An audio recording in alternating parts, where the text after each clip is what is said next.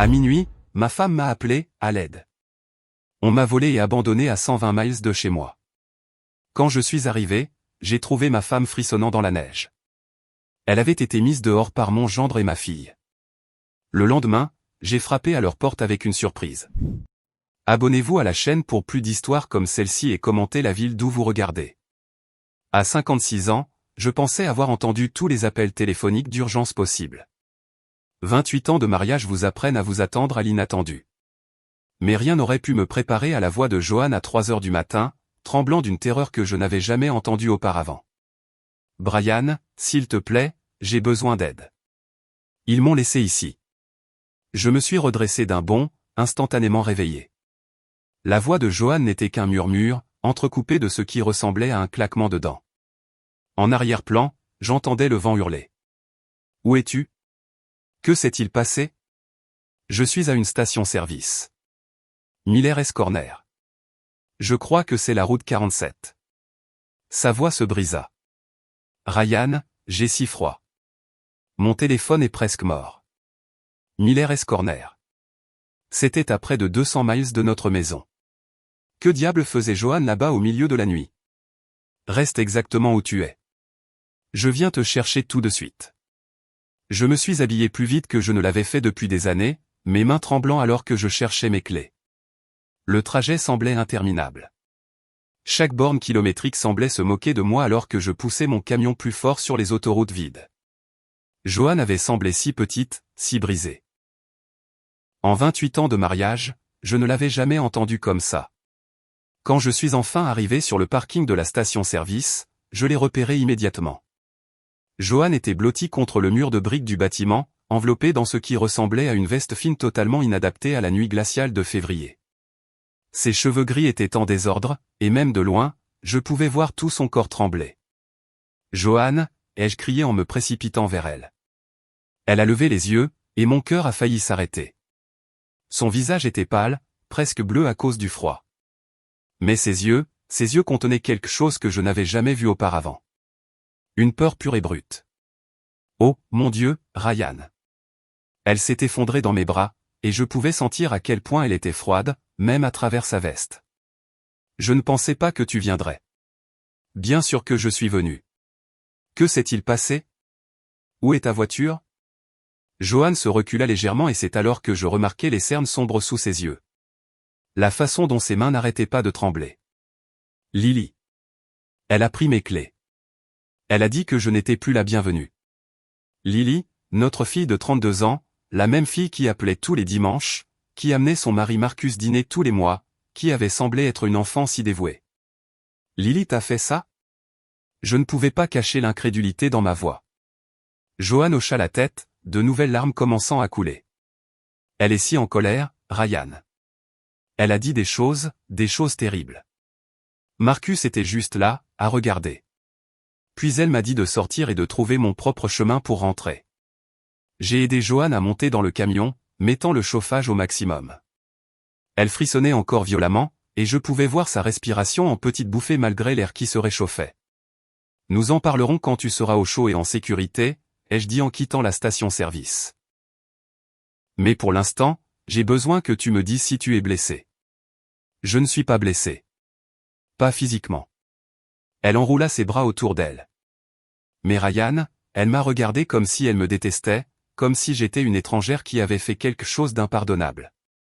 Le trajet du retour fut principalement silencieux, à l'exception des reniflements occasionnels de Johan et du chauffage qui fonctionnait à plein régime. Je la regardais de temps en temps, observant la couleur revenir lentement sur ses joues. Mais quelque chose n'allait pas au-delà de cet incident. Johan n'arrêtait pas de jouer avec son alliance, une habitude qu'elle n'avait que lorsqu'elle me cachait quelque chose. « Johan, que ne me dis-tu pas ?» Elle a regardé par la fenêtre du passager pendant un long moment. Elle a découvert l'argent. Quel argent ? L'argent que j'ai hérité de ma mère. Elle a trouvé les papiers. Je sentis un œuf froid se former dans mon estomac. Quel papier ? Ta mère t'a laissé sa maison. Nous l'avons vendue il y a 3 ans. Johan se tourna enfin pour me regarder et je pouvais voir la culpabilité écrite sur son visage. Non, Ryan, il y avait plus. Beaucoup plus. Combien de plus ? La propriété dans le Vermont. Celle dont ma mère n'a jamais parlé à personne. Elle vaut 800 000 $. J'ai failli sortir de la route. 800 000 $. La mère de Johan était décédée il y a 5 ans, et nous avions examiné tous ses papiers ensemble. Du moins, c'est ce que je pensais. Tu sais ça depuis 5 ans et tu ne me l'as jamais dit. J'allais te le dire. Je prévoyais de te le dire. La voix de Johan devenait de plus en plus faible. Mais ensuite, j'ai commencé à réfléchir à ce que j'allais en faire et j'ai pris une décision. Quel genre de décision? Johan prit une profonde inspiration. J'ai décidé de le léguer à l'hôpital pour enfants. Celui où Lily fait du bénévolat. Je pensais que ce serait une belle surprise, une façon d'honorer la mémoire de ma mère tout en aidant les enfants. Les pièces commençaient à s'assembler, mais elles ne formaient pas une image qui me plaisait. Et Lily a découvert ça comment? Elle m'aidait à organiser de vieux papiers la semaine dernière. Elle a trouvé l'acte de propriété et l'évaluation. Quand elle a réalisé ce que ça valait, elle a supposé que ça ferait partie de son héritage. La voix de Johan tomba presque à un murmure. Quand je lui ai parlé de mes projets pour l'hôpital, elle a explosé. Je me suis garé dans notre allée et j'ai coupé le moteur, mais aucun de nous n'a bougé pour sortir. Le silence s'étendait entre nous comme un gouffre. Elle m'a traité d'égoïste, continua Johan en fixant ses mains. Elle a dit que je volais ma propre famille. Marcus était d'accord avec elle. Il a dit que j'étais manipulé par l'hôpital pour donner l'avenir de Lily. Et tu n'as pas pensé à en discuter avec moi d'abord? Johan tressaillit. Je voulais que ce soit ma décision, l'argent de ma mère, mon choix. Je ne voulais que personne m'influence, pas même toi. Je comprenais le principe, mais l'exécution était dévastatrice. Johan avait pris une décision unilatérale concernant près d'1 million de $ sans en parler à son mari ou à sa fille. Lily l'avait découvert par accident et s'était sentie trahie. Et maintenant, notre famille était fracturée, peut-être de manière irréparable. Ryan, il y a autre chose. La voix de Johan était si basse que je l'ai presque manqué. Quoi d'autre? Elle se tourna pour me faire face complètement, et je pouvais voir la peur revenir dans ses yeux. Lily a dit quelque chose avant de me laisser à cette station-service. Elle a dit qu'elle savait que je cachais d'autres choses aussi. Elle a dit qu'elle allait découvrir tout ce que je lui avais caché. La façon dont Johan l'a dit m'a glacé le sang. Parce que la vérité était que Johan avait toujours été discrète sur les finances de sa famille. Sa mère avait été excentrique, secrète au sujet de l'argent. Et s'il y avait 800 000 $ que Johan avait cachés pendant 5 ans, qui aurait-il d'autre? Johan, s'il te plaît, dis-moi que c'est tout. Elle a de nouveau détourné le regard, et j'ai su qu'il y en avait plus. Beaucoup plus. J'ai besoin d'entrer et de me réchauffer, dit-elle au lieu de répondre. Nous pourrons parler du reste demain. Mais alors que nous marchions vers notre porte d'entrée, j'ai réalisé que trouver Johan à cette station-service n'était que le début. Quoi que Lily ait découvert, quoi que ce soit qu'il ait mis assez en colère pour abandonner sa propre mère au milieu de nulle part, c'était plus gros qu'une propriété de 800 000 $. Et demain, j'allais découvrir exactement à quel point c'était gros. Mais d'abord, je devais rendre visite à ma fille. Parce que peu importe ce que Johan avait caché, peu importe les erreurs qu'elle avait commises, personne ne traite ma femme comme Lily l'a fait ce soir. Personne. Je n'ai presque pas dormi cette nuit-là. Chaque fois que je fermais les yeux, je voyais le visage terrifié de Johan à cette station-service, j'entendais le tremblement dans sa voix quand elle disait que Lily l'avait regardé avec haine. À 6 heures du matin, j'ai renoncé à essayer de dormir et j'ai fait du café, le silence dans notre cuisine semblant plus lourd que jamais. Johan est descendu vers 7 heures, se déplaçant comme quelqu'un de 2 fois son âge. Elle avait mis des vêtements chauds, mais elle avait toujours l'air fragile, cassable. La femme confiante que j'avais épousée il y a 28 ans semblait avoir disparu quelque part sur cette autoroute la nuit dernière. « Comment te sens-tu » ai-je demandé en lui versant une tasse de café. Comme si j'avais perdu ma fille. Elle s'assit lourdement à notre table de cuisine, enroulant ses mains autour de la tasse chaude. Brian, je n'arrête pas de penser au regard dans ses yeux. Elle n'était pas seulement en colère, elle était dégoûtée de moi. Je me suis assis en face d'elle, étudiant le visage de ma femme. À la lumière du matin, je pouvais voir qu'elle avait encore pleuré. Mais il y avait autre chose là aussi. Quelque chose qui me serra l'estomac d'appréhension. Johan, hier soir, tu as dit que Lily pensait que tu cachais d'autres choses. Qu'est-ce que tu voulais dire? Elle est restée silencieuse si longtemps que j'ai cru qu'elle n'allait pas répondre. Quand elle a finalement parlé, sa voix était à peine audible. Il pourrait y avoir des certificats d'action du côté de mon père.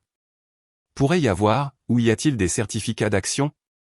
Johan posa son café avec des mains tremblantes. Des actions de premier ordre qu'il a achetées dans les années 1970. Elles sont dans un coffre-fort depuis 20 ans. Le nœud dans mon estomac se resserra. Combien valent-elles? Je les ai fait évaluer l'année dernière. Environ 400 000 $. J'ai regardé ma femme, cette femme que je pensais connaître complètement. 600 000 $. Elle était assise sur plus d'1 million de dollars au total, et je n'en savais rien. Pourquoi, Johan? Pourquoi me cacher ça? À Lily? Des larmes se sont mises à couler sur ses joues. Parce que j'ai vu ce que l'argent a fait à ma famille en grandissant. Les frères et sœurs de mon père se disputant chaque centime à sa mort. La sœur de ma mère essayant de contester le testament. Je ne voulais pas de ce poison dans nos vies. Alors, tu as décidé de le cacher à la place. J'ai décidé de nous en protéger. La voix de Johan devint plus forte, sur la défensive. J'avais l'intention de donner la plus grande partie, à l'hôpital, au refuge pour animaux, peut-être créer un petit fonds de bourse d'études. Je voulais l'utiliser pour le bien au lieu de le laisser déchirer notre famille. Mais Johan, tu ne nous protèges pas en mentant. Tu crées exactement la situation que tu essayais d'éviter. Elle tressaillit comme si je l'avais giflée. Je le sais maintenant. Mais je pensais que si je pouvais juste gérer ça discrètement, faire les dons sans que personne ne le sache, ce serait mieux pour tout le monde. Je me suis levé et j'ai marché jusqu'à la fenêtre, regardant notre jardin où Lily jouait quand elle était enfant. La balançoire était toujours là, rouillée maintenant, mais portant des souvenirs d'un temps plus simple où notre plus gros problème était de savoir si elle mangerait ses légumes. Qu'est-ce que Lily t'a dit exactement hier soir? La voix de Johan venait de derrière moi, creuse et vaincue. Elle a dit que j'étais une menteuse et une voleuse. Elle a dit que je volais son héritage et que je prétendais être une bonne mère alors que je prévoyais de la laisser sans rien. Et Marcus était pire. La voix de Johan devint amère.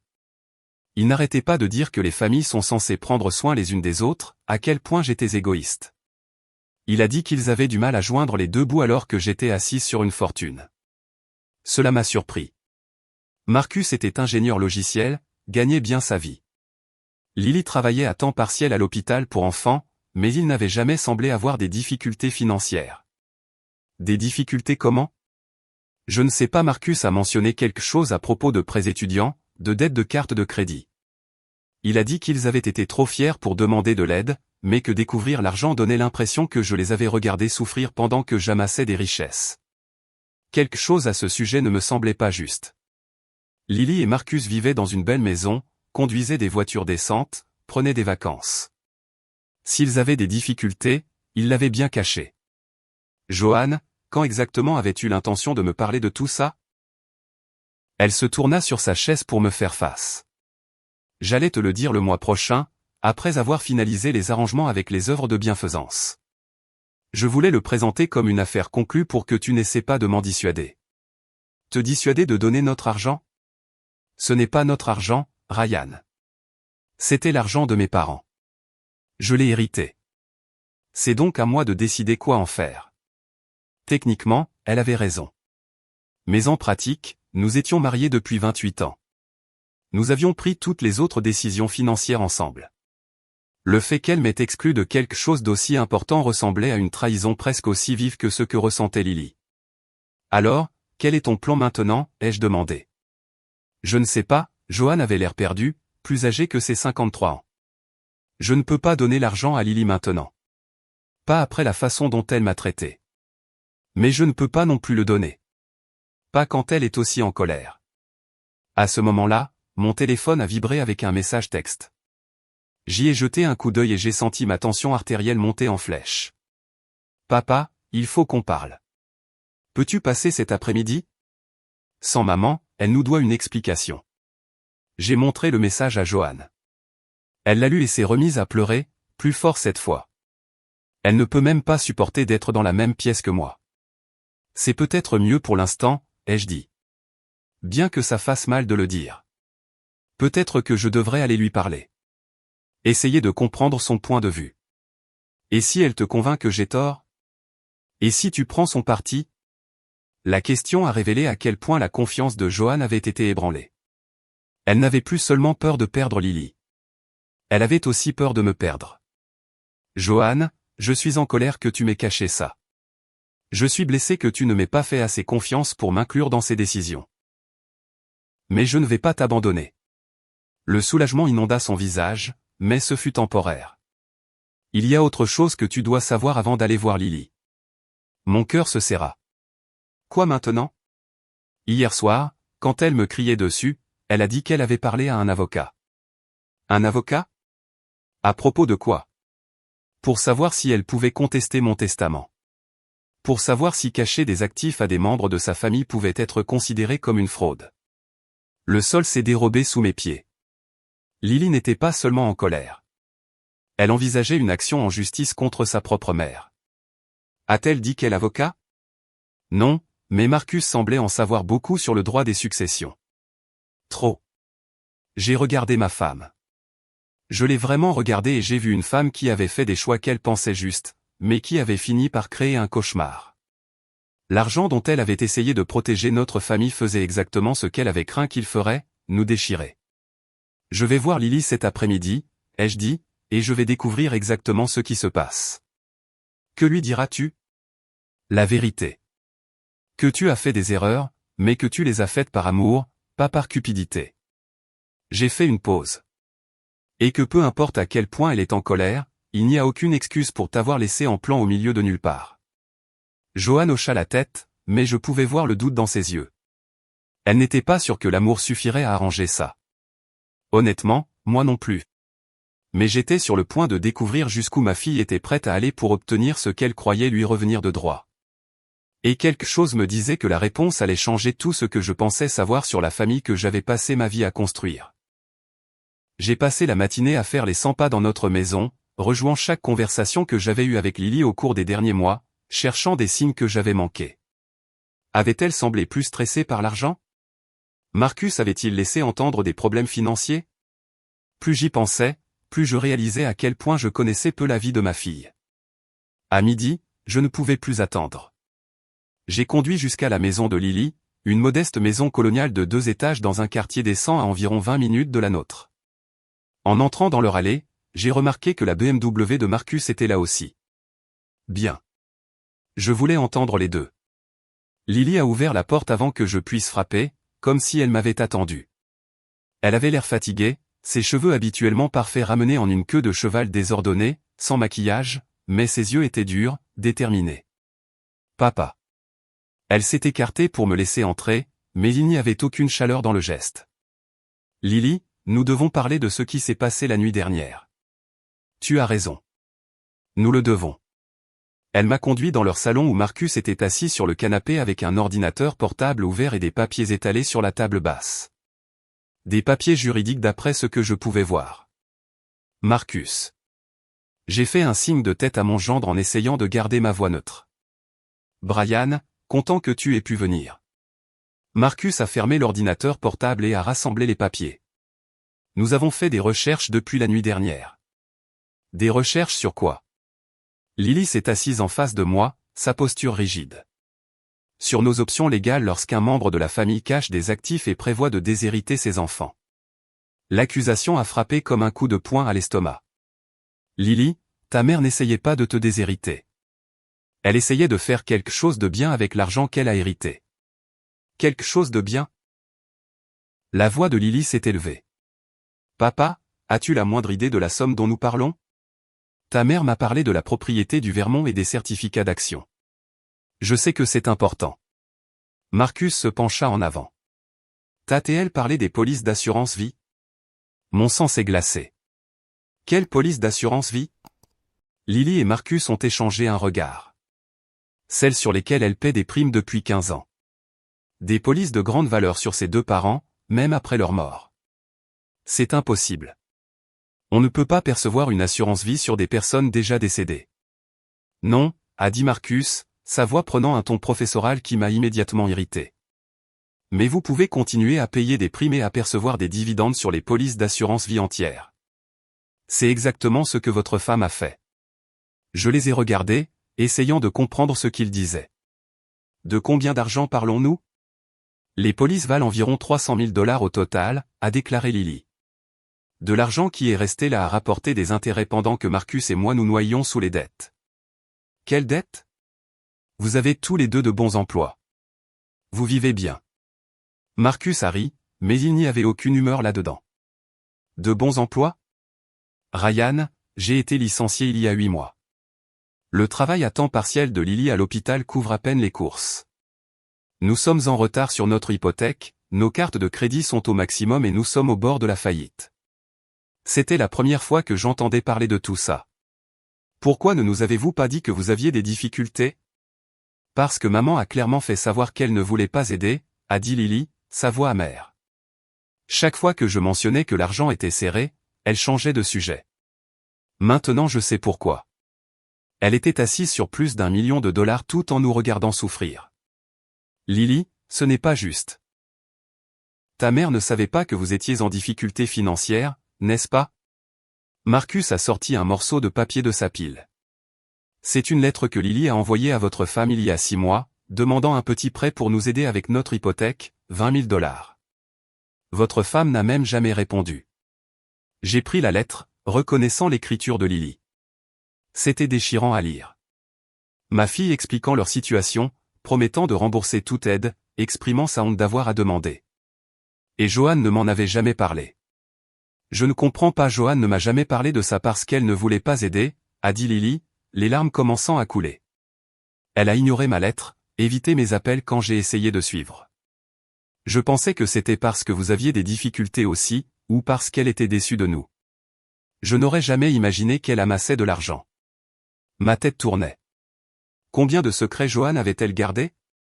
Combien de mensonges avais-je vécu? Où avez-vous découvert tous ces actifs? Marcus a répondu. Lily aidait votre femme à organiser des papiers pour les impôts. Elle a trouvé des relevés qui n'avaient pas de sens. Des paiements à des compagnies d'assurance, des factures de taxes foncières pour des adresses que nous ne reconnaissions pas. Quand elle a posé des questions à ce sujet, votre femme est devenue sur la défensive et évasive. Alors, j'ai fait quelques recherches, a poursuivi Lily. J'ai trouvé la clé du coffre-fort dans la boîte à bijoux de maman. Le lendemain, je suis allé à la banque.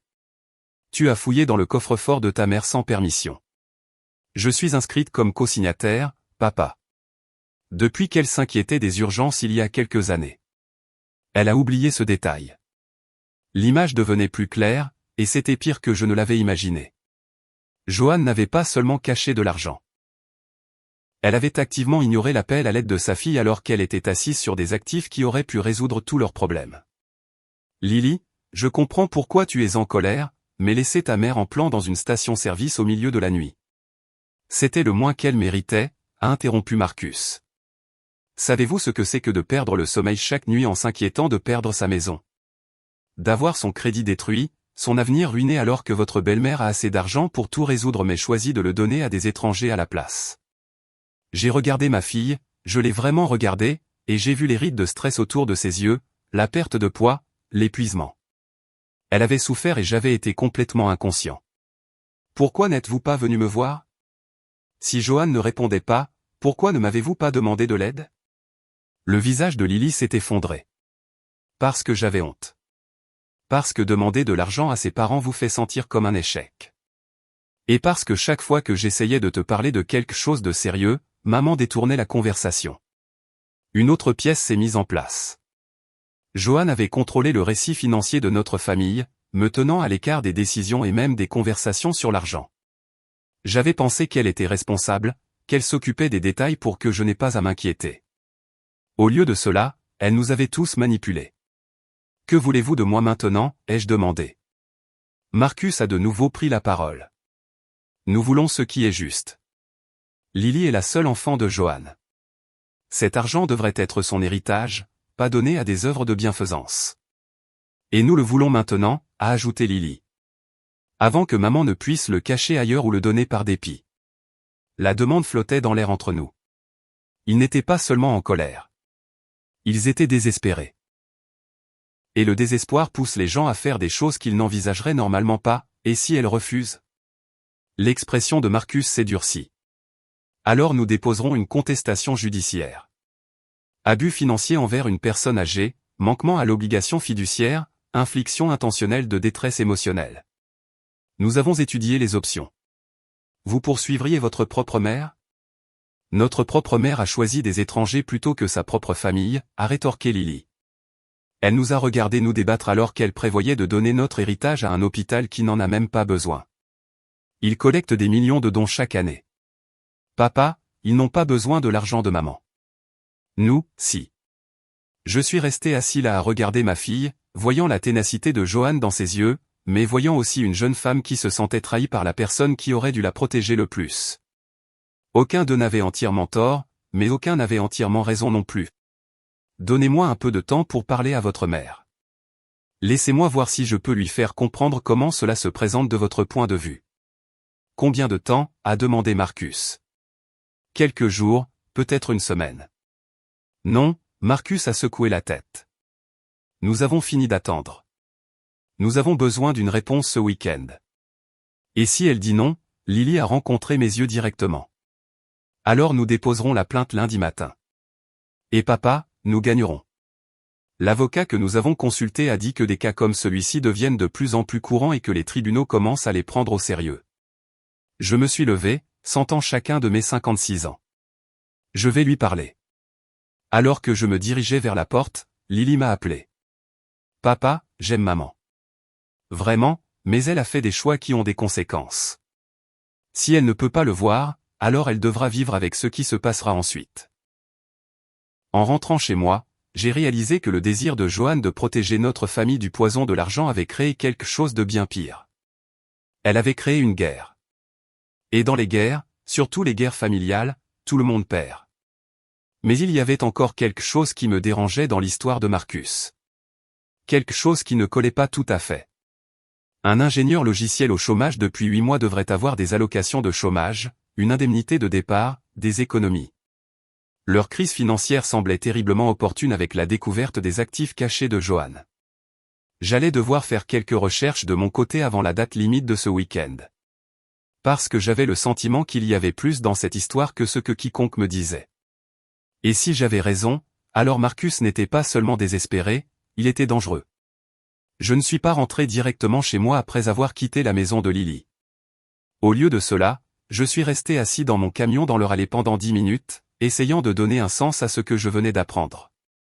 Quelque chose dans l'histoire de Marcus me semblait bizarre, mais je n'arrivais pas à mettre le doigt sur ce qui me dérangeait exactement. Quand je suis enfin rentré à la maison, Joanne attendait à la table de la cuisine avec une tasse de thé qui avait clairement refroidi des heures auparavant. Elle leva les yeux vers moi avec un espoir désespéré dans les yeux. Comment ça s'est passé? Je me suis assis en face d'elle, ne sachant pas par où commencer. Joanne, est-ce que Lily t'a envoyé une lettre il y a 6 mois pour te demander de l'aide avec son hypothèque? La couleur quitta le visage de Joanne. Comment sais-tu ça? Ils me l'ont montré. Pourquoi ne m'en as-tu pas parlé? Joanne fixa son effroi. Parce que j'avais peur que tu veuilles les aider. Bien sûr que j'aurais voulu les aider. C'est notre fille. Avec quel argent, Ryan? Nos économies, notre fonds de retraite. Nous ne sommes pas des gens riches. Mais tu avais plus d'1 million de dollars dans des comptes et des coffres-forts. Cet argent n'était pas à nous. C'était l'argent de mes parents. J'en étais la dépositaire, pas la propriétaire. Je me suis frotté les tempes, sentant un mal de tête monter. Joanne, ce n'est pas comme ça que fonctionne l'héritage. Quand tes parents sont morts, cet argent est devenu le tien et tu pouvais en faire ce que tu voulais. Et j'ai choisi de l'utiliser pour le bien au lieu de permettre les mauvaises décisions financières de Lily. Mauvaise décision financière. Marcus a perdu son emploi. Ce n'est pas une mauvaise décision. C'est de la malchance. Joanne leva brusquement les yeux. C'est ce qu'il t'a dit? Quelque chose dans son ton a attiré mon attention. Que veux-tu dire? Marcus n'a pas été licencié, Ryan. Il a été renvoyé. Renvoyé pourquoi? Joanne s'est levée et est allée au tiroir à bric-à-brac où nous gardions divers papiers. Il en a sorti une enveloppe en manille et me l'a tendue. Après que Lily m'ait envoyé cette lettre, je me suis inquiété. Alors, j'ai fait des recherches. À l'intérieur de l'enveloppe se trouvaient des impressions d'articles en ligne, des documents judiciaires et ce qui ressemblait à des dossiers d'emploi. Le titre de l'article en haut m'a retourné l'estomac. Un ingénieur logiciel local arrêté pour détournement de fonds. Qu'est-ce que c'est que ça? Marcus volait son entreprise. De petites sommes au début, puis des plus grosses. Quand ils l'ont attrapé, ils l'ont renvoyé et ont porté plainte. La seule raison pour laquelle il n'est pas en prison, c'est parce qu'il a accepté de payer une restitution. J'ai regardé les papiers, lisant les détails. Marcus avait détourné de l'argent des comptes de clients pendant plus de 2 ans. Le montant total était de près de 60 000 $. C'est pourquoi ils ont besoin d'argent, non pas à cause du chômage, mais parce que Marcus doit rembourser ce qu'il a volé. Johan hocha la tête d'un air sombre. Et les paiements de restitution sont ce qui les met en retard sur leur hypothèque. Leur crise financière n'est pas de la malchance, Ryan. C'est la conséquence du comportement criminel de Marcus. Est-ce que Lily est au courant de ça? Je ne pense pas. Regarde les dates. Il a été renvoyé en mars, mais les accusations criminelles n'ont été déposées qu'en mai. La lettre qu'elle m'a envoyée était en avril. Elle pensait probablement qu'il avait juste été licencié. J'étais malade. Ma fille avait vécu avec un criminel, lui faisant confiance, le laissant guider ses décisions pour affronter sa mère. Et Marcus avait utilisé la colère et le désespoir de Lily pour couvrir ses propres crimes. Pourquoi ne le lui as-tu pas dit? Pourquoi ne lui as-tu pas montré ça? Parce que j'espérais qu'il le lui dirait lui-même. J'espérais qu'il avouerait et qu'il pourrait peut-être surmonter ça ensemble. La voix de Johan était amère. J'essayais de la protéger d'une autre vérité douloureuse, et à la place, tu l'as laissé penser que tu étais la méchante. Oui. Je pensais qu'il valait mieux qu'elle soit en colère contre moi plutôt que de voir son mariage détruit en découvrant que son mari est un voleur. J'ai posé les papiers, mes mains tremblant légèrement. Johan, tu ne peux pas continuer à prendre ces décisions pour les autres. Tu ne peux pas protéger tout le monde de la vérité. Je le sais maintenant, mais Ryan, qu'aurais-tu fait? Aurais-tu détruit le mariage de Lily pour sauver ta propre réputation? C'était une question juste, et je n'étais pas sûr de connaître la réponse. Mais je savais que garder des secrets n'avait fait qu'empirer les choses. Il y a plus, dit Johan doucement. Plus quoi? Plus que Marcus ne sait pas. Je sais. Il sortit un autre papier de l'enveloppe. Il a joué, au poker en ligne, au paris sportif. Le détournement de fonds ne visait pas seulement à payer les factures. Il s'agissait de couvrir des dettes de jeu. Le papier était un rapport de crédit montrant l'activité financière de Marcus. Plusieurs avances de fonds, des paiements à des sites de jeux en ligne, des prêts d'entreprise dont je n'avais jamais entendu parler, mais qui semblaient prédatrices. Combien doit-il? D'après ce que j'ai pu trouver, probablement encore 40 ou 50 000 $, peut-être plus. Je me suis penché en arrière sur ma chaise, essayant de comprendre l'ampleur de ce que Johan avait découvert. Marcus n'était pas seulement un homme qui avait fait une erreur. C'était quelqu'un avec de sérieux problèmes qui entraînait ma fille avec lui. Et tu penses qu'il utilise la colère de Lily à propos de l'héritage pour essayer d'obtenir de l'argent pour payer ses dettes? Je pense que Marcus a vu une opportunité quand Lily a trouvé ses papiers. Il a encouragé sa colère, nourri son sentiment d'injustice, lui faisant croire que je suis l'ennemi. Parce que si Lily obtient l'argent de l'héritage, il y aura accès aussi. Exactement. Et Lily, qui est déjà stressée et effrayée par leur situation financière, est prête à croire que je suis la cause de tous leurs problèmes. J'ai pensé à la conversation que je venais d'avoir avec Lily et Marcus.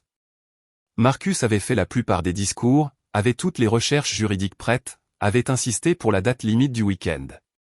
Lily avait été émotive, en colère, mais Marcus avait été calculateur. Johan, nous devons lui dire la vérité. Elle ne le croira pas. Pas venant de moi. Elle pense que je suis une menteuse qui a caché de l'argent tout en la regardant souffrir. Alors nous le prouverons. Nous lui montrerons les documents du tribunal, les dossiers d'emploi. Johan secoua la tête, et détruire son mariage au passage. Ryan, elle l'aime. Découvrir qu'il lui a menti sur tout la dévastera plus que de perdre sa relation avec sa mère. Johan resta silencieuse un long moment. Je ne sais pas honnêtement, je ne sais pas ce qui lui ferait le plus mal. Je me suis levé et j'ai marché jusqu'à la fenêtre, regardant à nouveau notre jardin. la balançoire semblait encore plus abandonnée à la lumière de l'après-midi, un rappel de temps plus simple où la plus grande décision à laquelle nous étions confrontés était de savoir quoi manger pour le dîner. Johan, et si on leur donnait de l'argent? Pas l'héritage complet, mais assez pour les aider avec leurs problèmes immédiats. Tu veux dire récompenser Marcus pour avoir volé et menti? Je veux dire, sauver notre fille de la perte de sa maison pendant que nous trouvons comment gérer les problèmes plus importants. Johan a réfléchi à cela. Combien? Assez pour rattraper leur hypothèque et couvrir quelques mois de dépenses. Peut-être 30 ou 40 000 $. Et les dettes de jeu? Et les paiements de restitution? Ce sont les problèmes de Marcus à résoudre. Johan est restée silencieuse pendant plusieurs minutes, et je pouvais la voir aux prises avec la décision. Finalement, elle a parlé. Si nous faisons cela, cela doit être assorti de conditions. Lily doit accepter une consultation financière. Marcus doit accepter une consultation pour son problème de jeu, et ils doivent tous deux accepter une transparence totale sur leurs finances à l'avenir. Et s'ils refusent, alors ils n'auront pas l'argent, et ils devront faire face au procès et à tout ce qui va avec. J'ai hoché la tête. Cela semblait un compromis raisonnable, en supposant que Lily et Marcus l'accepteraient. Il y a encore une chose, a dit Johan. Si nous allons faire ça, si nous allons les aider, alors je veux savoir que Marcus comprend les conséquences de mentir à ma fille. Je veux le regarder dans les yeux et m'assurer qu'il sait que je sais ce qu'il a fait. Ça pourrait être dangereux, Johan, s'il est assez désespéré, s'il fait face à de sérieuses dettes de jeu, alors c'est encore plus important qu'il sache qu'il ne peut plus manipuler cette famille.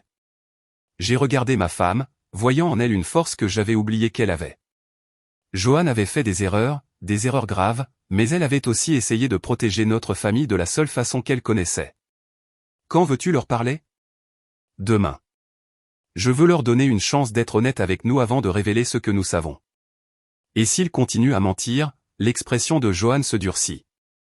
Alors ils découvriront que cacher la vérité n'est pas la même chose que la faire disparaître. Et Marcus apprendra que menacer ma famille a des conséquences qu'il n'a pas envisagées. J'ai réalisé que la conversation de demain n'allait pas seulement déterminer l'avenir de notre relation avec Lily. Elle allait déterminer si Marcus continuait à contrôler et à manipuler ma fille ou si son château de mensonges s'effondrait enfin. Quoi qu'il en soit, les secrets qui avaient empoisonné notre famille étaient sur le point d'être révélés, et tout le monde n'allait pas survivre à la révélation. Le lendemain matin, j'ai appelé Lily et lui ai demandé si Johan et moi pouvions passer pour discuter de la situation. Il y eut une longue pause avant qu'elle n'accepte. Et je pouvais entendre Marcus en arrière-plan poser des questions que je ne pouvais pas tout à fait distinguer. Nous serons là à 14 heures. Je lui ai dit, papa, si maman a l'intention de nous faire la morale sur le fait d'être reconnaissant ou patient, épargne-toi le voyage. Donne-nous juste 1 heure, Lily. C'est tout ce que je demande. Johan a passé la matinée à se préparer comme si elle allait au combat. Elle a organisé tous les documents qu'elle avait rassemblés sur Marcus, a fait des copies de tout et a répété ce qu'elle allait dire. Je ne l'avais jamais vue aussi concentrée, aussi déterminée. Es-tu sûr de cette approche, ai-je demandé alors que nous nous rendions chez Lily. Et si ça se retourne contre nous? Alors au moins, elle connaîtra la vérité.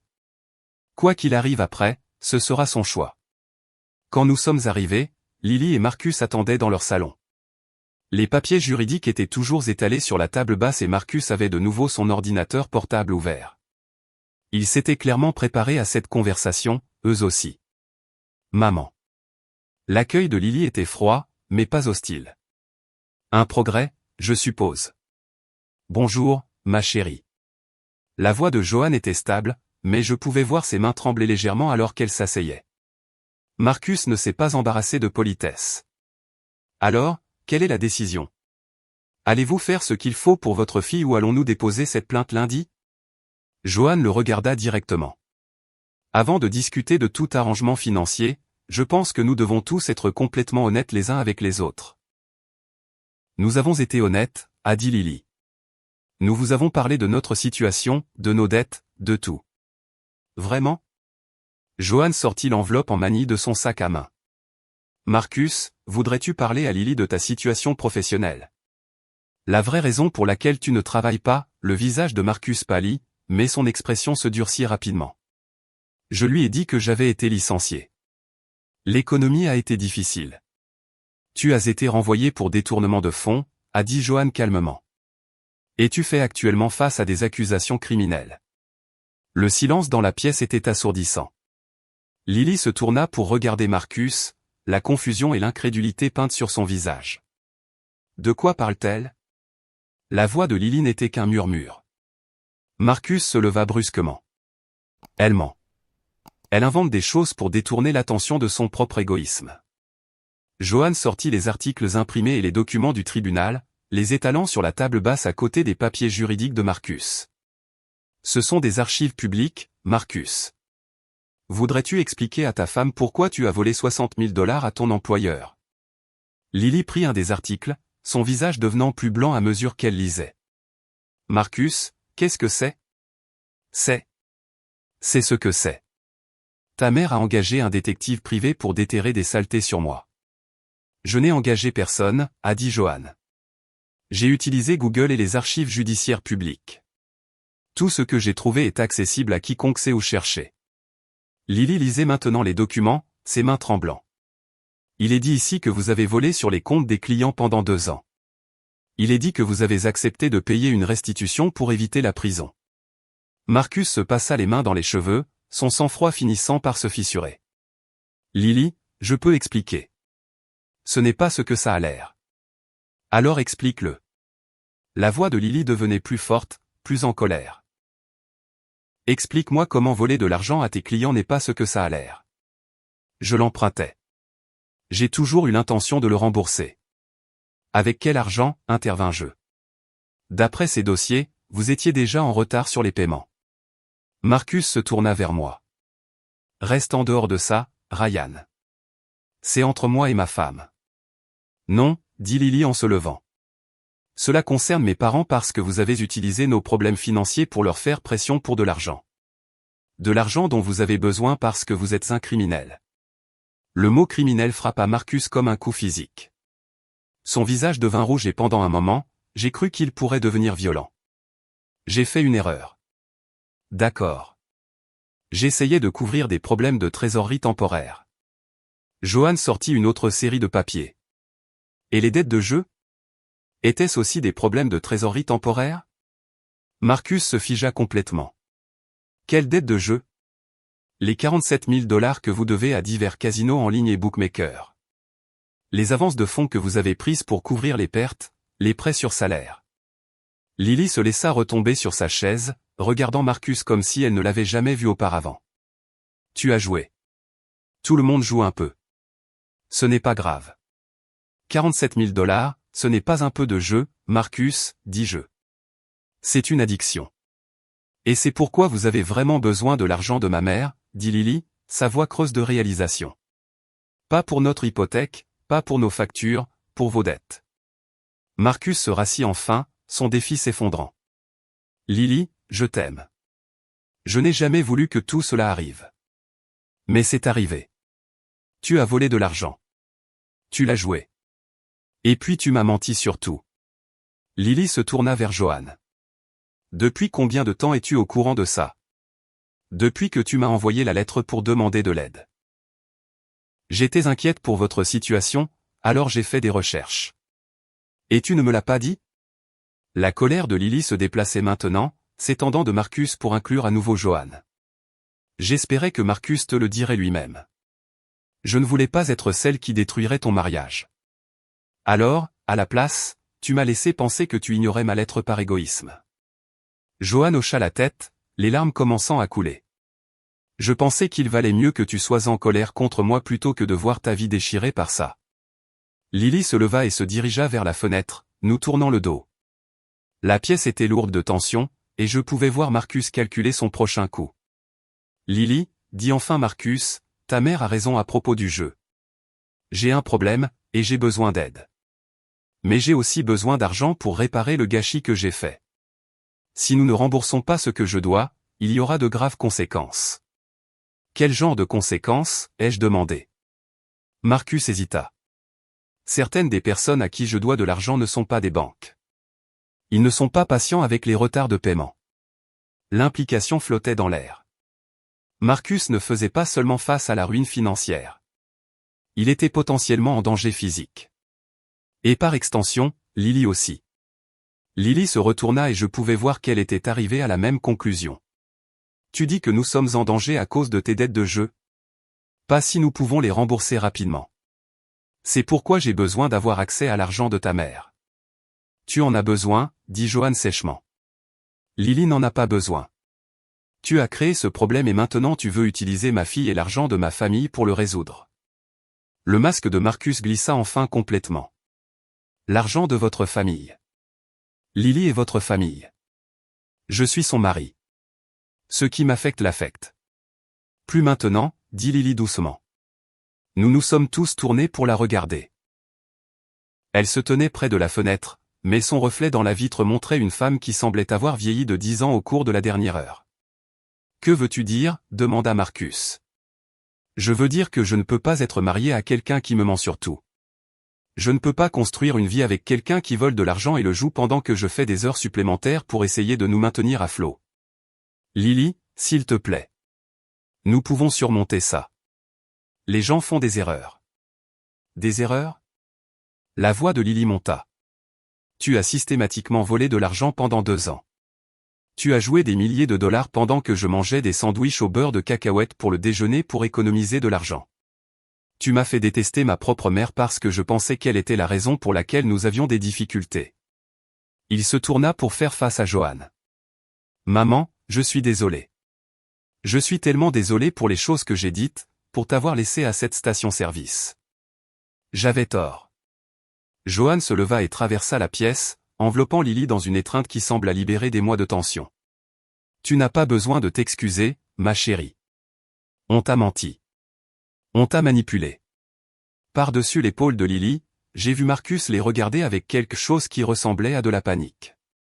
Il perdait le contrôle de la situation et les gens désespérés font des choses dangereuses. C'est très touchant, dit Marcus, sa voix devenant froide. Mais ça ne résout pas le problème immédiat. Je dois encore de l'argent à des gens qui se moquent de notre drame familial. Je me suis levé et je me suis rapproché de l'endroit où Johan et Lily se tenaient. Ça ressemble à une menace, Marcus. Ce n'est pas une menace. C'est la réalité. Que Lily me quitte ou non, que vous vous pardonniez tous ou non, j'ai toujours des dettes qui doivent être payées.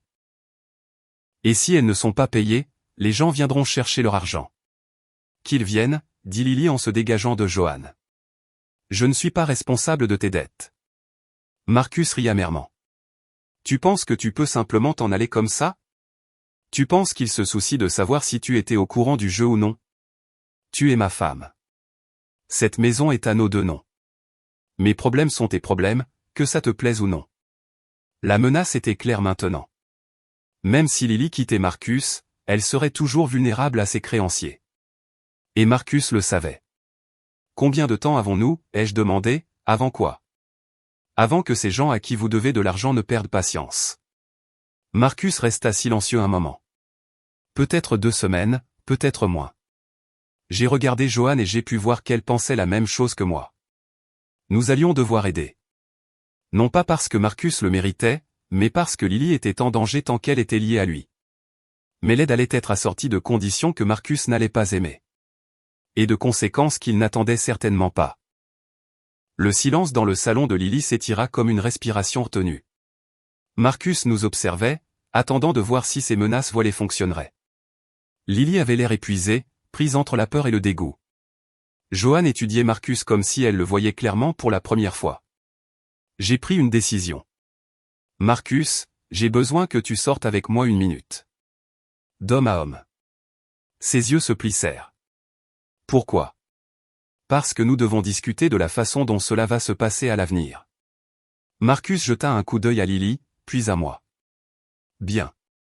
Nous sommes sortis sur leur terrasse arrière, laissant Johan et Lily à l'intérieur. Je pouvais les voir à travers la porte coulissante en verre, Johan tenant notre fille pendant qu'elle pleurait. Alors, quelle est votre offre? Demanda Marcus, essayant de paraître confiant. Voici ce qui va se passer, dis-je, gardant ma voix calme et posée. Tu vas prendre les 50 000 $ de l'argent de l'héritage de Johan. Tu vas rembourser tes dettes de jeu et ta restitution, et ensuite tu vas disparaître de la vie de Lily pour toujours. Marcus a ri. Vous ne pouvez pas être sérieux. Je suis tout à fait sérieux. Tu vas signer les papiers du divorce, renonçant à toute réclamation sur les biens matrimoniaux. Tu vas déménager de cette maison dans la semaine et tu ne contacteras plus jamais Lily. Et si je refuse? J'ai sorti mon téléphone et je lui ai montré une photo que j'avais prise de ses dossiers de dettes de jeu, alors j'envoie des copies de toutes les preuves que Johan a rassemblées à ton agent de probation, au service juridique de ton ancien employeur et à chacun de tes créanciers. Je m'assurerai aussi qu'il sache exactement où te trouver. La couleur quitta le visage de Marcus. Vous ne le feriez pas, essayez-moi. J'ai passé 30 ans dans la gestion de la construction, Marcus. Je sais comment traiter avec les gens qui menacent ma famille. Lily ne sera pas d'accord avec ça. Elle m'aime. Lily aime l'homme qu'elle pensait que tu étais. Le vrai toi, le menteur, le voleur, le joueur addict qui l'a mise en danger. Elle en a déjà fini avec cette version. Marcus resta silencieux un moment, et je pouvais le voir calculer ses options. 50 000 $, ce n'est pas assez pour couvrir tout ce que je dois. Alors tu devras trouver le reste toi-même. Trouve un travail, vends ta voiture, peu importe ce qu'il faut. Mais tu le feras quelque part loin de ma fille. C'est de l'extorsion. Non, Marcus. C'est la justice. Tu as extorqué ma famille pendant des mois, utilisant l'amour et la confiance de Lily pour couvrir tes crimes. Maintenant, tu dois faire face aux conséquences. À travers la porte vitrée, je pouvais voir Johan et Lily parler tranquillement. Lily hochait la tête, essuyant ses yeux, ressemblant plus à elle-même qu'elle ne l'avait fait depuis des mois. Si j'accepte ça, dit enfin Marcus, comment savoir que vous ne me poursuivrez pas plus tard? Parce qu'une fois que tu seras parti, tu seras sans importance. Assure-toi juste de rester parti. Marcus fixa le sol un long moment. J'ai besoin de l'argent pour demain. Tu l'auras, mais les papiers du divorce sont signés d'abord et tu fais tes valises ce soir. Où suis-je censé aller? Ce n'est plus mon problème. Nous sommes retournés à l'intérieur où Johan et Lily étaient assises près l'une de l'autre sur le canapé. Lily leva les yeux quand nous sommes entrés et je pouvais voir qu'elle avait pris sa décision. Marcus, dit-elle, sa voix stable maintenant. Je veux que tu sortes de cette maison ce soir. Lily, s'il te plaît, nous pouvons arranger ça. Non, nous ne le pouvons pas. Je ne peux plus te faire confiance. Je ne peux pas construire une vie avec quelqu'un qui ment sur tout. Marcus regarda autour de lui dans la pièce, réalisant qu'il avait perdu. Bien, mais j'aurai besoin d'une partie de cet argent d'héritage pour commencer ailleurs. Tu auras 50 000 $. Dis-je. C'est tout. À prendre ou à laisser. 50 000 $. Ça couvre à peine ce que je dois. Johan prit la parole pour la première fois depuis que nous étions revenus. Alors tu n'aurais pas dû jouer plus que ce que tu pouvais te permettre de perdre. Le visage de Marcus rougit de colère. Tout est de votre faute. Vous savez, si vous nous aviez juste aidés quand Lily a demandé, rien de tout cela ne serait arrivé. Si je t'avais donné de l'argent il y a 6 mois, tu l'aurais aussi joué, répondit calmement Johan. La seule différence, c'est que tu serais revenu en demander plus. Marcus commença à répondre, mais Lily le coupa. Arrête. Arrête, c'est tout. Maman avait raison d'être méfiante. Je le vois maintenant. Elle se tourna vers Johan. Je suis désolé de ne pas t'avoir fait confiance. Je suis désolé d'avoir cru sa version des événements plutôt que la tienne. Tu n'as pas besoin de t'excuser, ma chérie.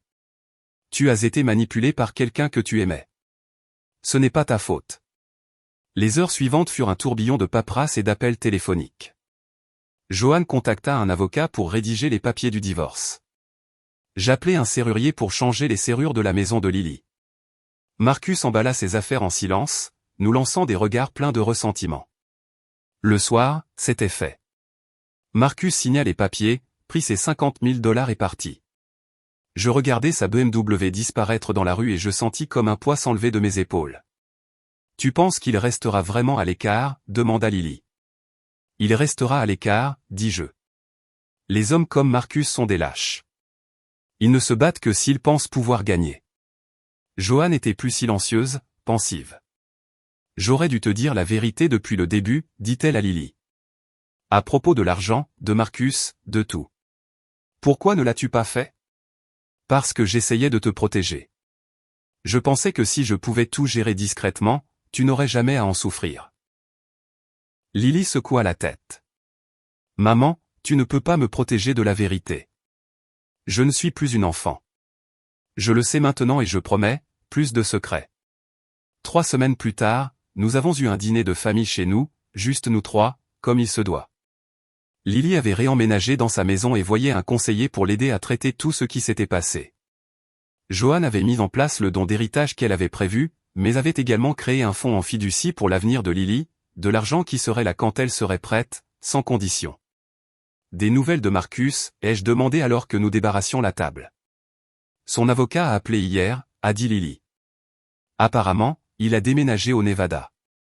Il a trouvé un travail à Las Vegas. Joanne a reniflé. Un joueur invétéré qui déménage à Las Vegas. Ça devrait bien se passer pour lui. Je m'en fiche maintenant, a dit Lily. C'est son choix. Plus tard, alors que Joanne et moi étions assis sur notre porche arrière à regarder le coucher du soleil, elle s'est penchée contre mon épaule. Tu penses que Lily ira bien? Elle est plus forte que nous ne le pensions. Elle ira bien. Je n'aurais jamais pensé être reconnaissante de la cupidité de quelqu'un, a dit Joanne.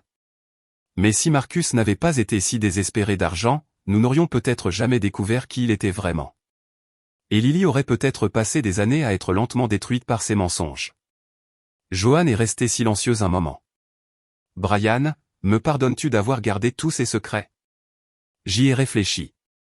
Joanne avait fait des erreurs graves, mais elle les avait faites par amour, pas par égoïsme. Et à la fin, sa prudence à l'égard de l'argent avait protégé notre famille de quelqu'un qui aurait pris tout ce que nous avions. Je te pardonne. Mais plus de secrets, Joanne. Nous sommes une équipe. Nous prenons les décisions ensemble. Plus de secrets, a-t-elle convenu. 6 mois plus tard, j'ai reçu un appel d'un détective de Las Vegas. Marcus avait de nouveau été arrêté, cette fois pour fraude par chèque. Il n'avait apparemment rien appris de son expérience avec notre famille et s'était mis à cibler les personnes âgées des casinos. Je n'ai pas parlé de l'appel à Lily.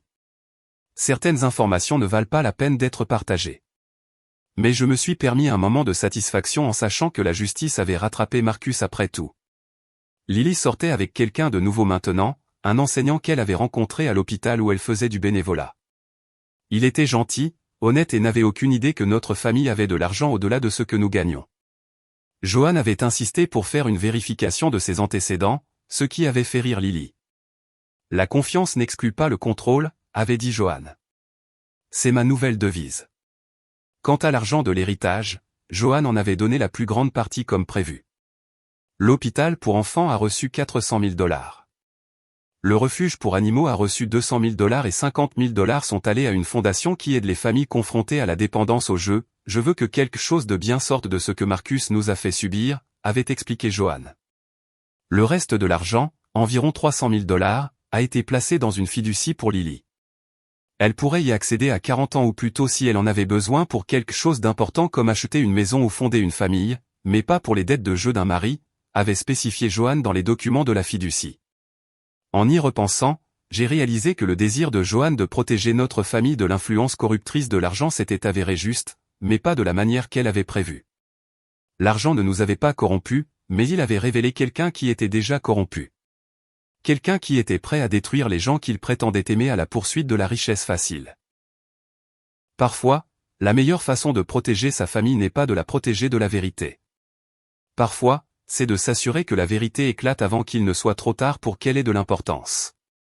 Et parfois, le plus grand cadeau que l'on puisse faire à quelqu'un n'est pas de l'argent. C'est la liberté de découvrir qui ils sont vraiment quand ils pensent que personne ne les regarde. Marcus nous avait montré exactement qui il était, et nous nous étions assurés qu'il ne pourrait plus se cacher derrière des mensonges. Cela valait plus que n'importe quel héritage.